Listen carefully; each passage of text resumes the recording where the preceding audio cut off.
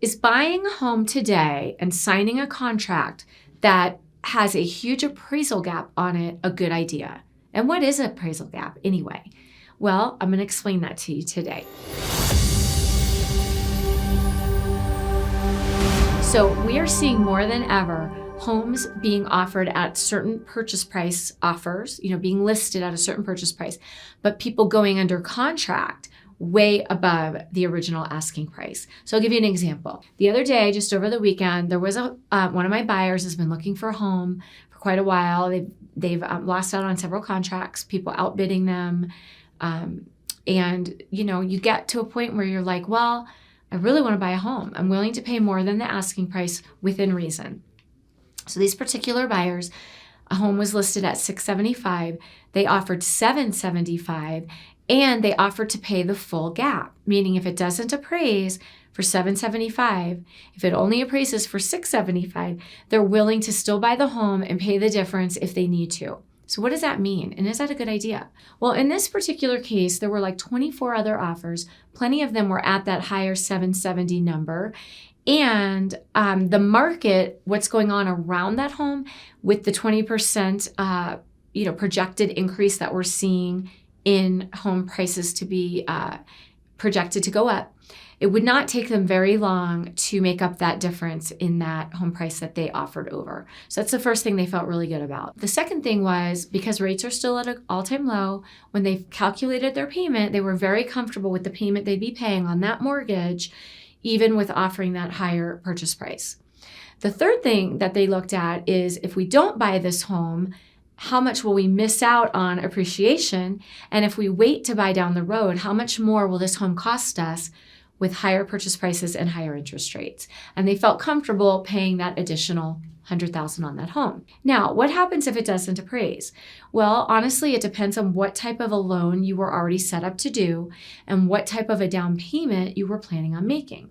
So in this case, these particular buyers were already planning to only do a mortgage of $500,000.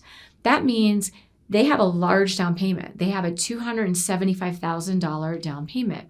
We don't always see that, but that happened to be the case on this loan. So for that particular deal, if it doesn't appraise at that $775 number, we are totally fine. Even if it appraised at $675, they have such a large down payment that my loan amount of $500,000, if I were to base it on a $675 value, instead of a $775 value, still works. They don't have to come up with any more money than they were planning. They're still buying for $775. We're still doing a $500,000 loan amount. They're still putting $275 down.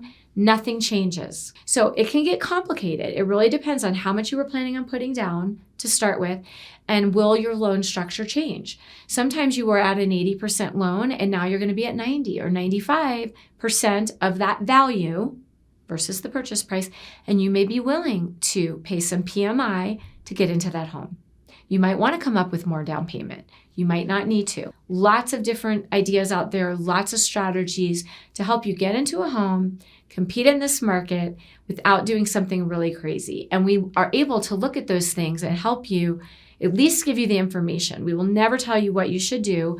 We can tell you what we see, what we think might be a good idea, and advise you and help you at least have all of the information so that you can make an educated decision. And then ultimately, you just have to feel good about it. You have to like the home enough, be comfortable with the payment, and know that that home should appreciate and outweigh any overage that you might have paid. And just consider all the factors. And then with all of that, it's easier to make a good decision. So you need a good team around you. You need good advisors. You don't want people pushing you into making quick or rash decisions or bad decisions.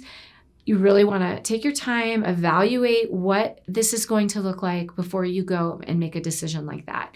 I will tell you, once you're out looking at homes and you're in the frenzy, it's very hard to think quickly in that moment. So you have to already have these ideas in place, have a good strategy so that you're ready when you're out in that market looking for homes, and you're ready to make that offer, that you know what it is you're willing to do and if it makes sense.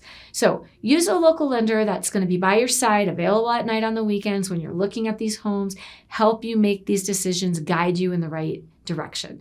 Michelle Oddo, the Oddo Group, Illuminate Home Loans. We love to help you put together a great strategy and give you great information so that you can make an educated and smart decision for your future. Give us a call.